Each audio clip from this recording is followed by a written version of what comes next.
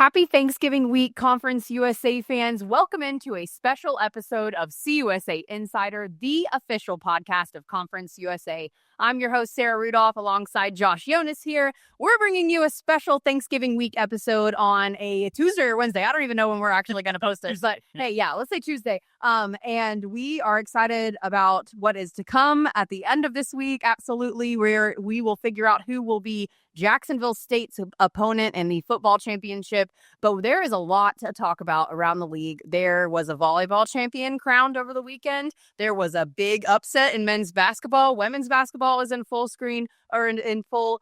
What am I trying to say? In full swing. You almost had it. Yeah. I'm on vacation. And there was a cross-country All-American crowned over the weekend. So we have a lot to talk about, Josh, and I'm excited to get into it. Yeah. I love this just time of crossover. I know it's crazy for us, especially around the holiday, and we're trying to plan a football championship game with all these sports going on. But it really is awesome to have all this stuff going on. And, I mean, just seeing the amount of accolades and just achievements that all of our schools are attaining right now is just really cool. It makes it a very exciting time. It's super fun. Social media, Conference USA social media, there's lots of reposts and big things coming on. We announced earlier today a huge partnership with Rev Entertainment. Oh yeah. Going out and selling possibly the naming rights to our league. Big news there. So a lot of stuff going on here at Conference USA, but we're going to talk a little bit about cross-country, men's and women's basketball, and volleyball first, and then we will get into all of the football talk. So like I mentioned before, cross-country, they had some nationals over the weekend, and we have an All-American. Yeah, and I tuned in for these just because I was like, oh, this is awesome that cross-country is on TV. I don't know that I've ever actually watched a broadcast. The only times I've been around a cross-country championship, I was working it. Right. So it was really cool to see. It was cold there. I saw everyone bundled up, and you could see everyone's breath. But I think that's like the perfect running weather for them anyway. So I don't know if it is for me, but it might be for them. For them, sure. But obviously it worked out well for Middle Tennessee's Alan Kiplagat. He earned All-America honors, finished 19th. In the field on Saturday, finished the 10K in 29 minutes, 12.8 seconds. So, wild. The best finish at nationals in program history for Middle Tennessee, and the best finish by a CUSA student athlete since 2015. Wow. So he's obviously had an incredible year at Middle. I believe he's still a freshman, I think too. You might be right. Yeah. So an amazing campaign for Alan. Caps it off with some All-America honors. I'm sure he'll be, well involved in track and field coming up, in the next few months as well. But so wanted to give him a shout out. That was awesome. But yeah, you mentioned volleyball tournament. In El Paso, it was a very exciting tournament. Jess really teed it up perfectly when we talked to her last time, just what was on the line in that one. And, ultimately Western Kentucky, not that it was any surprise to many of our listeners, ended up hoisting the trophy at the end of it. But really, I think one of the coolest stories was that upset in the semifinals between New Mexico State and UTEP. You get a big rivalry game in a tournament atmosphere, like nothing you couldn't ask for. That are out, huge crowd. It was awesome. Yeah, and we talked about that with New Mexico State being right up the road, about 50 minutes from El Paso. They showed out for this one and thought, okay, maybe they knocked off the best competitor to Western Kentucky to win the tournament. But Western Kentucky just continues to execute another trophy in the shelf for the toppers, for Coach Travis Hudson. So they will be heading to the NCAA tournament. I don't know exactly when their selection show is, but I know it's after the holidays. Yeah. They get a little break before the NCAA tournament starts. So stay tuned for that. Obviously, Western Kentucky will be putting something out. We'll be putting something out from Jessica Radford on our team about where they end up in the tournament. I imagine just with where they rank, their prestige as a program, they should get a pretty enticing matchup and should be, guaranteed to at least pick up a win in the tournament and start, surprising some people. Yep. I mean, those Hilltoppers, we've talked about it before. They are a perennial volleyball powerhouse here in Conference USA. No real surprise that they won another championship, but like you said, the matchup that we were expecting to see in the championship game, New Mexico State went in, upset UTEP, and then they ended up in the finals. But really fun matchups over the weekend. Excited to see the Hilltoppers win another one, and we will see where they are headed and who they'll match up with once they get to the national NCAA competition. But let's how about Kaylee Cox? She gets no rest from. She just finished up a conference tournament, and then it comes out on Monday this week that she was drafted in the Pro Volleyball Federation, which I believe is the new initiative that they're launching for professional volleyball. She was taken with I believe like the 16th pick or something of that. So super cool honor for her as well. Just to, she hasn't even finished her collegiate career yet. She still has an NCAA tournament to play. She's already been drafted. I don't know, other than maybe baseball, I don't know that anyone how that happens. They'll get drafted while they're still playing. I know with baseball, College World Series I think is like the only one that usually falls after the the amateur draft. But I thought that was crazy when that came out. Yes, Haley, you. Yeah, that was, we'll put a nice little bow on volleyball here in just a few weeks. Hopefully, though, it's even farther out because WKU is going to make some waves and upsets there in the NCAA tournament. But good luck to the Hilltoppers, and we will see where you end up here in a few weeks. All right, let's flip the page over to basketball. Do you want to talk men's or women's first? Let's talk men's. Okay. I mean, we're coming off, at least, I've been here for a couple of years. I started out covering our men's basketball until this past summer. And I can't, other than FAU's Final Four run, I mean, this was probably one of the better days of Conference USA basketball that I remember. 2 massive wins for the league this past Sunday.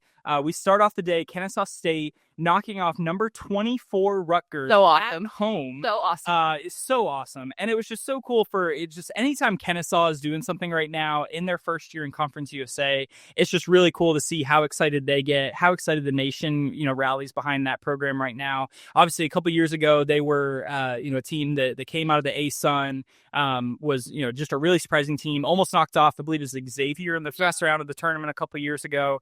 But first win over a ranked team in program history. Shout out to the Owl Faithful for this one. They had over 3,500 fans in the arena. They were creating an incredible environment, just making it super difficult for Rutgers to kind of stay, in their identity and run the kind of plays they wanted to run.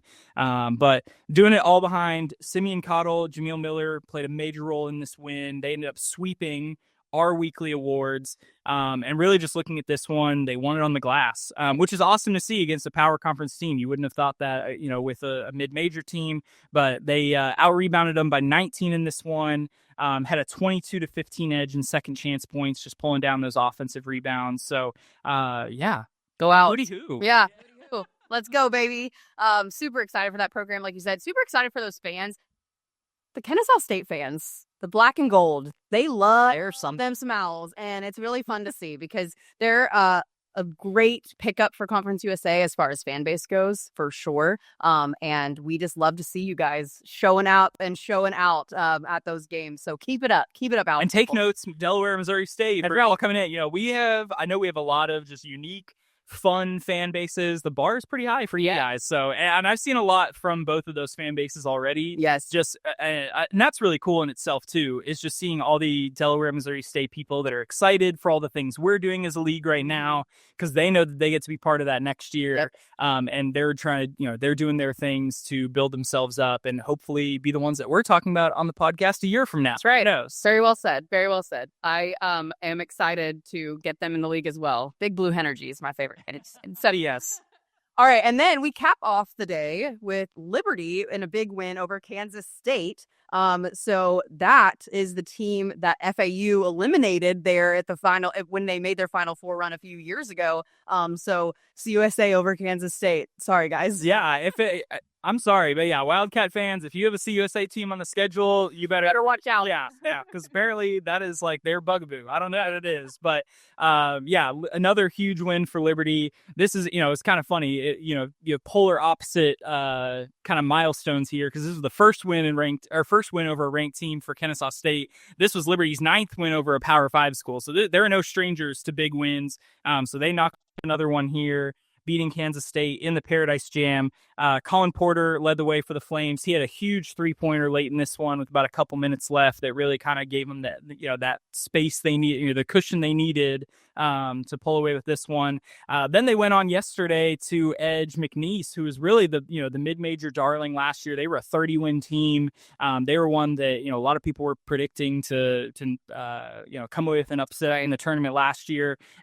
Liberty takes care of business because they made us sweat for it. You were talking, myself and Eric Jones, who's our men's basketball SID. He was like, man, they had me on the edge of my seat in that one. So, but ultimately they came out on top of that one, won the Paradise Jam. So this is the second year in a row that Liberty's gone out and won a pretty major MTE. They won the Myrtle Beach Invitational last year with a couple big wins over some notable mid-major programs. So again, just Richie McKay, I mean, his consistency with what he does with this program is unmatched. And Liberty, I believe they're 5-1, 6-1 now. They're on an incredible start right now. So Conference USA basketball, and we're well. And you mentioned the Myrtle Beach Invitational, which Liberty won last year. Well, Middle Tennessee made it to the finals of the Myrtle Beach Invitational. They fell to a very good Bradley team ultimately, but to make it even to the finals of an MTE where you're playing competition that you don't see every day in non-conference, Power 5 teams, really, really good perennial powerhouses in basketball. Love to see what the league is doing this year so far. And Louisiana Tech still undefeated, 5-0. Yeah. So we are doing some fun things in men's basketball right now for sure. Love to see it. Can't wait to see what things look like in conference play. I talked about it last week. I'm excited for January. Like this Louisiana Tech Liberty matchup, Middle Tennessee, Kennesaw State, like all these teams we've been talking about this morning, they're going to be fun. Yeah. And I mean, you talk about January just for conference play. I'm excited. As you can see, I purposely wore this sweatshirt just to talk basketball today. I'm excited for Rocket City Hoops again next March, going to Huntsville. I have no idea.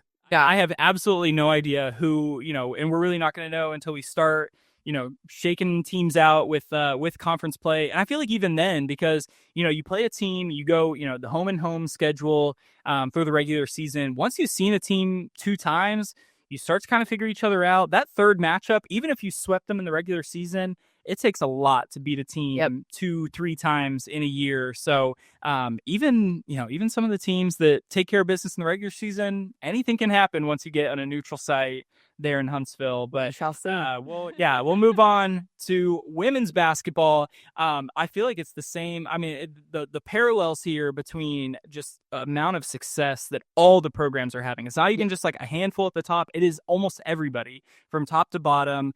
WKU still sitting atop the standings at a perfect 5-0 on the women's side.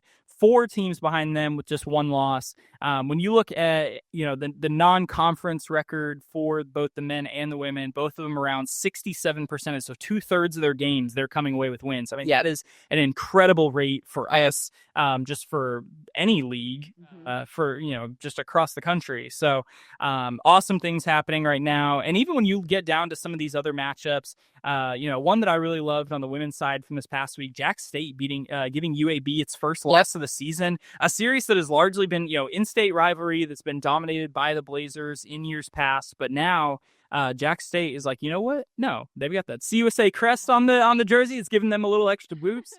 The Gamecocks take this year's meeting. And then, of course, we got to talk Middle Tennessee.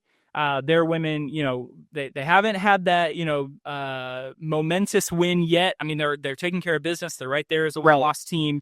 But they've got a couple key matchups coming up against Purdue and Iowa State, who's a ranked Iowa State team down in Fort Myers at an MTE Dave coming up this weekend. So should see some fireworks from the Lady Raiders. Yeah, I think it's exciting. I love how Coach Insell doesn't shy away from competition like this. He goes head on straight for it. And I'm excited to see how they stack up against some pretty good, like you said, ranked Power 5 teams upcoming this week. So we shall see how those go. That is on the Women's Sports Network, by the way, I have found out. We're going to figure out how it is best for you guys to see those games and let you know, because I have no idea at this point. But hey, people watch women's sports these days. So I'm sure that we will make sure that you're able to find those. Yeah. All right. Let's put a bow on basketball now and head on into football, which I don't even know if you can see it, but I'm wearing my CUSA football sweatshirt to talk about the football games this week. Obviously, it's casual week here in the office as we head into Thanksgiving. And if you hear some screams coming from outside, that's just Sarah's kids. She had to bring them up here. I did. Since we're all just kind of making it through the week. Yeah, and I fumbled over my words at the beginning and said I was on vacation. I truly am on vacation, but I wanted to see you guys today, so I came in to record the show, but I brought my kids. So shout out to all of our staff who is rounding around them, helping me out today. I do very appreciate it. This is a big Conference USA family here. We talk about it all the time. So, yes, my 2 children are maybe committed to the pod. Maybe they'll make a surprise appearance at some point. But let's start talking football with what we know. Yep. Jacksonville State won this weekend. WKU lost this weekend, which solidified them as the host for the 2024 Conference USA Football Championship down in Jacksonville, Alabama. Yeah, I selfishly, I think all of us selfishly were a little excited that we were like, all right, we can finally book these flights. Extra week. We can start planning. Yeah, just getting everything sorted out, getting the credential application open, just all the boring stuff behind the scenes that we had to get done. Yes. But no, this truly is a testament to what Rich Rod is doing down there in Jacksonville, Alabama. Just another, they're potentially looking at another 9-win season. They've won 9 the past 2 seasons in just their second year in the league, first year of eligibility to even be in the championship game. Yep. And they're hosting. Just really incredible. And I'm excited to get down there to see Amherst Stadium because I've heard from a couple of people on our staff that is just incredible. It's a very beautiful stadium. They did awesome with the renovations that they did over this past year with their new football facility and just kind of touching up the football stadium. So, yeah, I'm excited. Me too. I think we've talked about this before, but Alabama people in general, people who live in Alabama, they don't have a pro team in Alabama. So college football is king down there. And so, I mean, I kind of expect there's going to be some people in the surrounding areas that don't have anything to do on a Friday night, and they're going to buy tickets to the Conference USA Championship game because they want to see a good football game. And so I think the stadium is going to be very full, whether it's full of a bunch of fans or 500 band members from Jacksonville State. I mean, it's going to be great. It's going to be rocking. I'm super excited about it as well. I think it's crazy that we're talking about Jacksonville State maybe getting to 9 wins because if you look at the way they've been playing, you'd think they're there already. But if they had started the season the way that they are finishing the season, we're talking about possibly a 10-plus win team there at Jacksonville State. So I'm excited to see how they do. Of course, we don't know who they are playing yet, which we will get to here in a second. So we can't really talk much about that, but we will do a preview episode next week for the football championship because this weekend is the last week of the regular season. We will have to have a opponent determined after the Saturday's game. So excited to see where that goes. And they obviously beat Sam Houston, who is one of those teams who we still have yet to see play this upcoming Friday. We'll talk about that here in a minute. But let's talk about the Liberty WKU matchup because obviously that had some big implications in the fact that Jacksonville State was able to host. That was the one scenario everyone was looking at. All right, this is cut and dry. If Jacksonville State wins and WKU loses, it will be at Jacksonville State, and that is exactly what happened. Yeah, and really, obviously, WKU had a chip on their shoulder they just come off that loss to La Tech. If they wanted to really cement themselves in this game, which they're still in the race for this title game. Again, we'll get to the scenarios later. But Liberty came into this one, and they had the easiest path of anyone. You win your games. Yeah. They just had to go 2-0 down the stretch here, and they're in the championship game. And, if you ever thought that Liberty was out of the title race, think again. Of course not. And it just felt like the whole time you're watching this game, like even before they really pulled away in this one, you just felt, they're at home. Again, WKU kind of got punched in their mouth last week a little bit. Liberty, was kind of starting to build this winning streak. Yeah, and they got their rush game going finally last week. Yeah, and that was key in this one. 419 rushing yards. You bolded it and underlined it, and I still don't know if I believe it. Well, and what's even funnier is, and I think I did this a couple weeks ago when they had like 360 yards. I was like, wow, that's a lot of yards. I need to go see like the last time they rushed for that many. Oh, well, okay. It was like the second to last game of last year against UTEP. So this is just par for the course. Yes. We think it's crazy that they ran for 400 yards. Liberty's just like, oh yeah, that's just a Tuesday or a Saturday. He's almost not the same way. And I was like, wait a minute, hold on. But running back Quentin Cooley, this was just another one that, another incredible performance for him. 166 yards, 2 touchdowns. Billy Lucas, who has always been a very important part of this run game, is just kind of a complimentary back in that system. That was kind of, again, you talk about just getting that running game going. And I know the broadcaster talked about it in this game, is when they get that 2-back system working, that's when they're really dangerous. And that's exactly what they did. Billy Lucas added 131 and a touchdown. Caden Salter, and then Caden Salter got going too. So yeah, that was I think huge for them. 5-5 in the red zone against the Toppers' 3rd ranked red zone defense. That is so crazy. But I think the big story in this one against WKU was the turnovers. Yep. Yeah. Tops turn the ball over 5 times. And really, no matter who you're playing, if you turn the ball over 5 times, there's no way you're going to win a ball game. And I think we kind of made the same joke when WKU had beaten New Mexico State a couple weeks ago, and it was the same story. Yeah. New Mexico State turned the ball over, I think it was 5 times. WKU capitalized on those turnovers. So unfortunately, this time it flips the script a little bit on the Tops. And helped Liberty to this win. But yeah, again, Jackson State over Sam Houston. They get the hosting rights with those 2 results that happened. Tyler Huff, I mean, you want to talk about someone building a CUSA MVP campaign. This man is doing it right now. I mean, they scored 21 points. Tyler Huff accounted for I guess 18 of the points. The other three were Garrison Ripa hitting the extra points. But 30 carries for 177 yards and all 3 of the Gamecocks touchdowns in this one. And then really a much needed showing from the Gamecocks defense against Sam Houston. I know we've talked about how Sam Houston has struggled, but like I said in last week, I expected them to open the offense a little bit more, and that not for a lack of trying, right? But unfortunately, fortunately for the Bearcats, Jacksonville State just really came to play in this one, forced a lot of stops on 3rd downs. And just really kept Hunter Watson and that offense off the field in this one. So ends up with Jack State winning. So yeah, it'll be Jack State against TBD next week. Right. But we'll kind of talk about a couple of the other games that we had in conference play this weekend, which were good, and we knew they would be because of the level of competition may be a little bit under what we were looking at for those top 4 teams in the league as far as like championship implications and things like that. But a lot of them were very evenly matched. And so we didn't go over a whole lot in our previews last week, but we were talking a little bit afterwards and we were like, these games are probably going to be pretty close, and they were. So New Mexico State over Middle Tennessee, Kennesaw State over FIU, which is going to be a fun one to talk about. But let's talk about that New Mexico State game a little bit. Yeah, this was a really big bounce back win for the Aggies. The season's kind of been a little up and down for them, but they pick up their first road win of the season, and that is hard. No matter who you're playing, where you're playing, that is hard to go on the road and win. But Tony Sanchez and crew gets it done in this one. This was just a really fun game to watch. If you wanted to see an offensive clinic for New Mexico State, Seth McGowan was really doing it all for the offense. 179 all-purpose yards. I think he had like 80 or 90 rushing, 80 or 90 passing.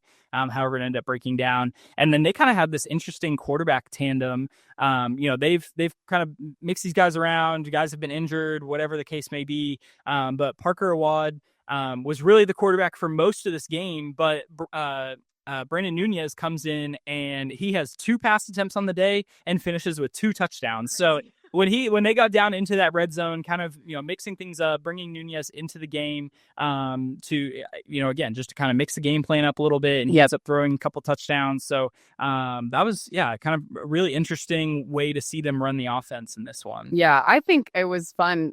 People are all about traditional football, like. Would that have been something that Nick Saban would have done? I don't know. I just love that they said, you know what, we're going to go unique on this one. And obviously it paid off for Coach Sanchez and that Aggie squad. They get another win on the year. I know there are some New Mexico State fans on Twitter They were like, please, for the love of God, just get another win for this season. And they got it for you guys. So obviously Middle falls in that one. But my favorite game of the weekend, I think, was this Kennesaw State FIU game. It was so fun to watch. It was, yeah. It was, I kind of, once I was coming down from the early games of just, we knew how jam-packed those first two games would be in the title race and just all the excitement surrounding that ones. And then it's like, all right, I kind of take a breath from those games being over. And then it's like, oh, Kennesaw State and FIU are in a barn burner right now. So Kennesaw State was trailing for most of this game, but outscored FIU 10-0 in the fourth quarter, ends up coming down to an Austin Welch game-winning field goal in the final minute. I mean, these Owls, it is just, and again, they're another one of those teams that are just not indicative of their record because of the way they've played, fought in some of these games. So it was really cool to see that, especially with what's going on in the past couple weeks. You lose back-to-back overtime games. You go through a coaching change. I know that Chandler Burks, their interim head coach right now, was super fired up for this win. He was putting on like a Scotty Walden level show out there, yeah. But the defense, when you look at the adjustments they made in the second half, I mean, they were letting FIU kind of run their offense at will in the first half, but down the stretch forced 5 straight punts and then turnovers on back-to-back drives over FIU's last 7 drives. So and I think of the 5 punts, 4 of those were 3 and outs. So I mean, just completely shut down FIU. Managed to kind of switch some things up, change up some things schematically. Because Kewan Jenkins and Eric Rivers were putting on a show in the first half, and then it was like, nope, lights out. Yep. I see a lot of last year's Sam Houston team and this year's Kennesaw State team. Where you're looking at their record and you're looking at how close they've taken games to, but they just couldn't quite finish them out. And you see what Sam Houston turned around and did this year. So we're watching you, Owls. Yeah, watching you. Keep this momentum going into 2025, and we'll see what you guys can do. For sure. So obviously Louisiana Tech, UTEP dropped their contests to their Power 5 opponents. We won't stay on those for very long. But we've got some games to preview this upcoming weekend. So once you get full of turkey and stuffing and whatever your heart desires, which we are still going to do a Thanksgiving food draft, by the way, here at the end.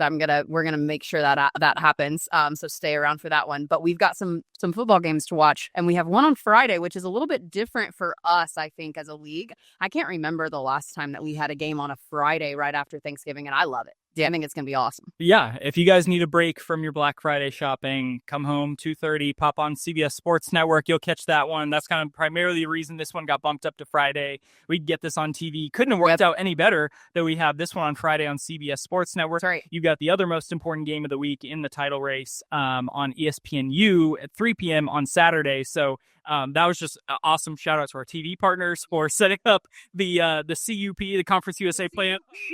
For a great final weekend. But all right, so we know Jack State is hosting. So now let's talk about who could be playing Jack State in the title game. We'll start easy. Like I mentioned with Liberty, they're in with a win. That's winning in. They're playing Jack State at Jack State on December 6th. So that's the easy one. So we could know on Friday, everyone. That's why it's so important to tune into that game. Yes. And then so then we'll kind of stay on the other outcome of Friday. If Sam Houston wins over Liberty and Jack State beats WKU, Sam Houston will be in this game, in the championship game. WKU, however, needs a win over Jack State, and they need Sam Houston to beat Liberty just to kind of set it up because they have the tiebreaker over Sam Houston for regular season. So that's where we're at. Yeah. Going into the last week. We'll kind of run through the games here real quick, but just to recap: Liberty winning in, Sam Houston win and Jack State win, WKU win and Sam Houston win. Okay, there you go. For all you fans of the respective programs I just mentioned, just pencil those in. That's your watching guide for Friday and Saturday. Yeah, you just made that sound so simple, but like the fact that a week ago we had 16 scenarios, so I'm more than happy that it is just down to 3 very easy to explain scenarios. Yes. It is really fun too going into the final weekend of the season. I mean, we're glad that the host has been determined, okay? But it's fun to kind of have this up in the air and so much weight is on these two games. And it's fun to watch. Oh, yeah. I love to see it. I'm sure that the squads that are trying to fight for a spot in the championship are like, we would have liked this determined earlier, but it is what it is. I'm going to have a good time watching those games. It's going to be a lot of fun. Do you want to talk about that Friday game first, those two matchups? Yeah, let's start Friday. So Liberty at Sam Houston, Friday, 2:30 Central Time on CBS Sports Network.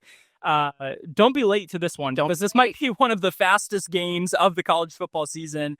Both these teams rank in the top 25 in rushing yards per game. Both of them love to just eat the clock. They're both towards the top of the nation in time of possession. So really, it's going to come down to, in this game, who controls the ball. And how much time can they keep the opposing offense off the field, because both these teams, I think, are susceptible to giving up a lot of rushing yards. So again, it's really just going to be who wins that battle there. Yeah.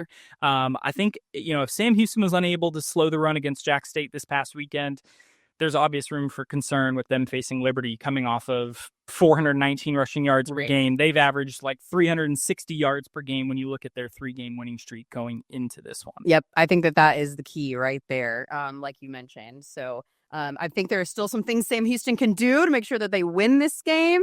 But if they can't stop the run against Liberty, I think they're going to lose it. Yeah. So that's how I feel about that one. Yep. And then on Saturday, 3 p.m. Central on ESPNU, we get right there on linear television, right in that beautiful afternoon slot. Jack State at WKU. This one is very, the first game we talked about how similar they are. These teams are just extremely different in their offensive approach. Obviously, WKU behind Caden Velkamp, a very, pass-heavy offense against this Jack State offense, who, when you look at just the list of milestones they've already reached or potential records they could set in the next couple weeks between this game, championship game, bowl game, it is unbelievable. But I think for Jack State, they're going to need to emulate whatever La Tech's approach was against WKU, because they had La Tech had one of the better rushing games of the season in that one. We talked about they had almost 40 minutes of possession against WKU. You have to keep Caden Velkamp off the field if you want to beat them, and that was the same thing happened with Liberty this past week too. So if Jack State wants to win, that's the key for the Gamecocks. Yep, I agree there. I think that I'm excited. I mentioned this a little bit before, but with Hunter Watson and Tyler Huff. But I do think these two quarterbacks do play, I think, a little bit of a different game. Excited to see how Tyler Huff comes out, whether he can get his run game going as well. And I think that WKU's defense is better than what they showed last week, but obviously a rush heavy offense last week is what got them beat. So if Jacksonville State can keep that run game as at a high of caliber as they have been able to, see, I'm on vacation. I kept you almost started. If they can keep that run game going as they have over the past several weeks, I think that could be WKU's vice going into the weekend. So, and there's a chance, it's not that the game doesn't matter. Every game matters, but there's a chance that WKU isn't playing for anything come Saturday. So it could possibly have it could have an effect on how WKU comes out and plays that game. So we'll have to see. And I think the same could be said about Jack State, right? Because they're not playing for anything in this game either. They already know they're hosting. There's nothing more they can do for their season at this point.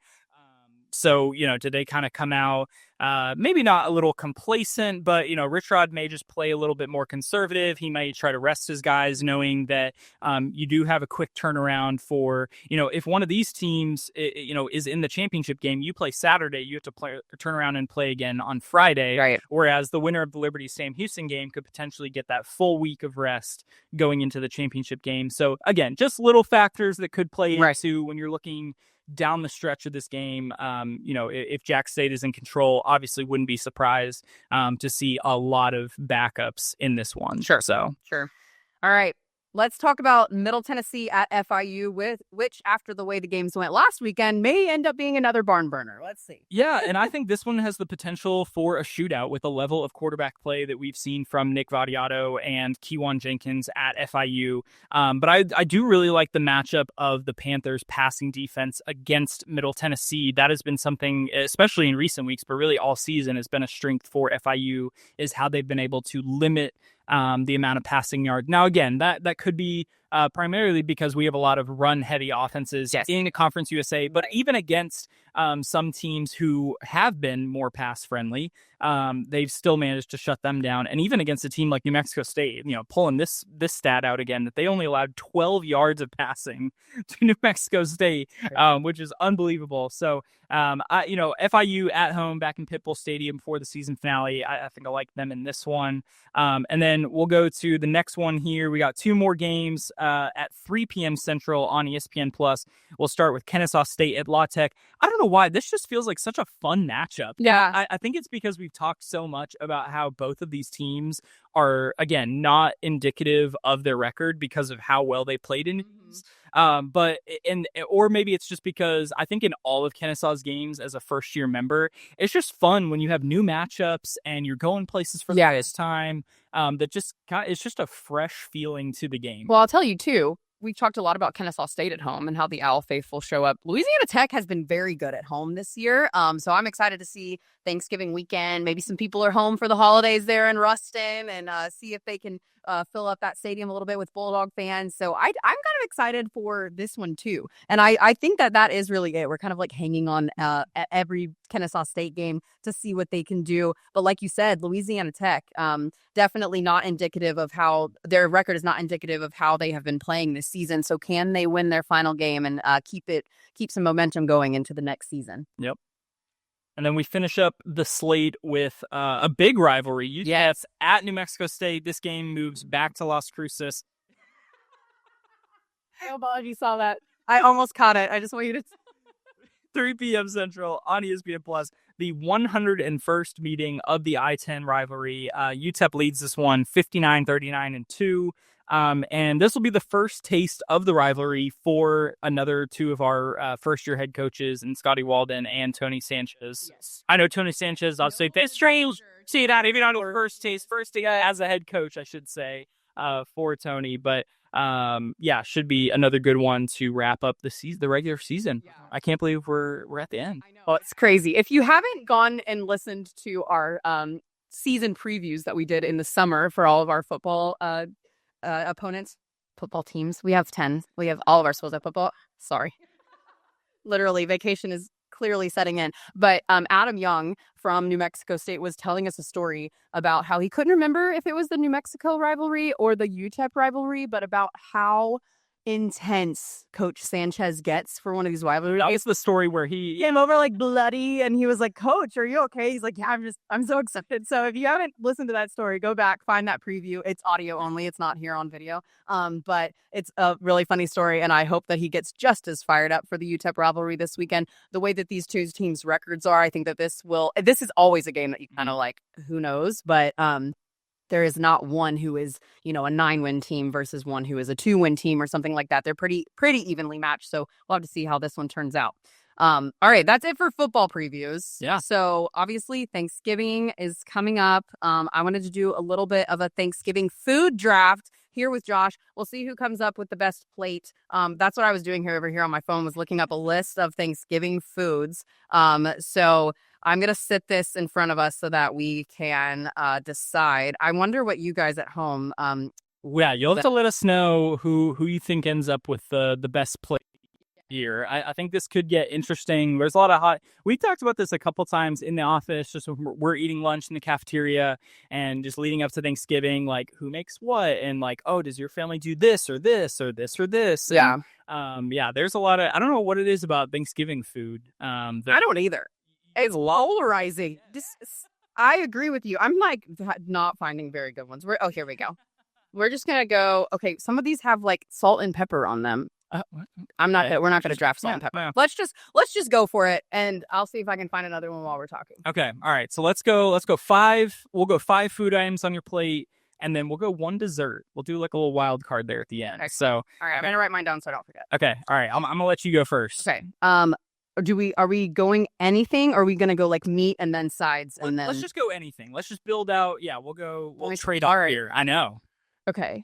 I am going to go, I have to have it on my plate. It's Thanksgiving. I'm going to go turkey first. Okay. But it has to be dark meat. Oh, okay. And that's my one thing. That's good. Yeah. That's a good one. Got it. You're not right. I'm going to go mac and cheese. Okay. I think this is like the ultimate. I know there's a lot of classic sides out there, but when I'm just thinking like, and also, with turkey, like the difference to me between a bad turkey and like a good turkey is like kind of small, but like the difference between a bad mac and cheese and a good like if you have a good mac and cheese, like that's something that there's a lot more variety. Okay. So yeah. Fine. I don't think that mac and cheese belongs on the Thanksgiving plate. See, here we are, right? I'm a classics girl. See, I'm gonna sit here and do my best until you take one of my things to build my perfect Thanksgiving plate. All right. So I am going dressing first. Depending on where you're from, I have learned you either call it dressing or stuffing, whether it's stuffed into the bird or not. But we're dressing in my family, so I am definitely going dressing next. Okay. All right. I'm gonna go. I do like me some turkey, but I don't know if I would say I have to have it, but I do really love ham at Thanksgiving. I was wondering if you were going to put a protein on your plate or not. I like ham, in the Thanksgiving dinner, but the best, we do like, we chop up the ham, we do omelets like the next couple days after Thanksgiving with the leftover ham, and that is undefeated. All right. So I'm going to go, ham with my mac and cheese here. Okay, I have a question. Okay, what's up? Does gravy count as... But I thought about that. Everyone gets gravy. That's yeah. Okay, I'm glad. I know, because when I was trying to think about that, I was like, oh, but some people were like, oh, you could do dark gravy or white. I'm like, no. That's how you're doing white. Not anyone do. Unless you're from Alabama, you might be doing some white gravy. Okay, or some white barbecue sauce with your Thanksgiving. Yep. Okay, I am going with sweet potato taco. Yep. Gotta have it. Yep. So, I'm building a really nice plate here. You do have a good plate. Yeah. All right. I'm gonna go rolls. Okay. Like you gotta have some carbs in there. I love to do like the little, turkey sandwich, little cranberries, kind of build up. Yeah. With a few things. So I'm gonna go rolls. They're versatile. Yeah. Okay. Rolls. All right. Let's see. I'm not going to go double starch on the plate, although I do love mashed potato. That was a really tough one for me. Okay, I'm going to go a little off maybe what's on some of your Thanksgiving plates, tables, but it's always on mine, corn casserole. Okay, I found someone who had done a ranking of their own, and they had corn casserole on its own as like F, like at the very bottom. And I was like, what? I think it's at like almost every one of our houses. I love it. Personally, and my family does two different kinds. So my family, like that I grew up with, they do like the sweet corn casserole, but I married into a Texas family and they do a spicy jalapeno corn casserole. Okay, it's almost like an elote casserole. Yeah. So I'm gonna put corn casserole and give myself the option to choose whichever one I want. Yeah, that's fair. Yeah. I'm going to go ahead, since luckily you did not go double starch here. I'm going to take the mashed potatoes. It was they're right there. There was strategy. I could have gone double starch and then you could have had mashed potatoes. Yeah, I would have been out of luck. So I'm going to go mashed potatoes here. All right. This is a tough one. Does cranberry sauce count as inside? I think so. Okay, I'm taking it because let me tell you, although you took the rolls, so this might be a little bit more difficult. I'm one of those people who goes like turkey, dressing, gravy, cranberry sauce, like all together. Some of you out there are thinking it right now, but that's what my family. Like when I build out like little sliders with the rolls, put everything in there. That's the only time I'll have it like all together like that. Our favorite thing to do is have Thanksgiving sandwiches the day after Thanksgiving with the turkey, the dressing, the cranberry sauce, the gravy, all in the little sandwich. Oh yeah, so good. You can take my rolls on Thanksgiving, but you can't have them the day after. Okay, fine. That's fine. All right, that's my 5. All right, and then I'm gonna finish it out with I'm gonna go Brussels sprouts. Okay, I think that's kind of a newer one. I was trying to decide if I wanted to try a vegetable or not. But that's one of the ones we're making this year. We do like a Brussels sprouts and carrots roasted all together with like this kind of like maple, like sweet and spicy like maple syrup thing on it. I don't know. They're really good. Okay. So, yeah. That sounds good. Okay. Honorable mention for me was going to be Brussels sprouts. We make some pretty mean ones at our house. Are you a green bean casserole person? I do like it sometimes. Okay. There's like a running joke in my family. So the one person every year that makes it is my brother. My brother doesn't like green bean casserole. Well, yeah, and it was funny because someone was asking, they're like, "Are you sure you want to make this?" And he was like, "Yes, because it's the easiest thing to make. Like, you literally throw 2 cans in a pan and then throw it in the oven, and you're done." So okay, I was green bean casserole come up like a number one pick in this one. So not for me. All right, are we going dessert? Okay, let's go dessert. We go one dessert. All right. I'm going classic pumpkin pie with a little whipped cream on top. Okay, that's what I want. All right, that's a big one. My daughter loves pumpkin pie randomly because she hates a lot of other things. She hates pumpkin pie. I was less worried about having a lot of steals here because I feel like there's just so many options. Pumpkin pie, yeah, obviously a classic. I'm gonna go banana pudding. I don't know that it's super popular, but I do know that at one of my in-laws' houses, shout out Jackie and Jeremy, they make some of the best banana pudding I've ever had. 4th of July in November is what that feels like. Yay! It is a year-round dessert. I think staple in your house, huh? Yes. Okay. So, okay. All right. I've got to tell you about on my Thanksgiving plate this year, my grandmother-in-law or my step-grandmother, whatever you want to call her, Carol, shout out, your son, Matt, he's a caterer. He's making us white chocolate bread pudding. Oh, my God. And I am so excited. Matt, I'm so excited. You better deliver. She's building us out big time. I saw them all last week and I was talking it up and he was like, that wasn't originally on my menu, but I guess it is now. I was like, yeah, thank you. So, well, we had a lot of fun today with the episode. Let us know whose plate you think is going to be best when you see it. But a couple of little housekeeping things real quick before we wrap up that I didn't mention at the top of the show, but you can still find us on YouTube for video and audio. If you're watching us right now, obviously you found us already. Thank you so much for watching. Leave us some comments, like us, let us know how you're enjoying the show. And then if you would rather listen audio only, you can still find us on Apple, Spotify, and Amazon Music. And then if you have any questions or concerns, you can reach out to us at CUSA Insider Pod at conferenceusa.com. And also we are on Twitter, X, and Instagram at CUSA Insider Pod. Go and like us there as well. Leave us some comments about the show. We are really enjoying ourselves here, so much so that we came in on vacation to record an episode for you guys. So you guys, I just hope that y'all have a great Thanksgiving. Go home, spend some time with your family, and then turn the page over to Friday. Go watch some Conference USA football on Friday and Saturday. It should be a fun weekend. Yeah, absolutely. Happy Thanksgiving. Yeah, all right. Happy Thanksgiving, everyone. You are listening to CUSA Insider Pod, the official podcast of Conference USA. I'm Sarah Rudolph, and that's Josh Jonas, and we are signing off.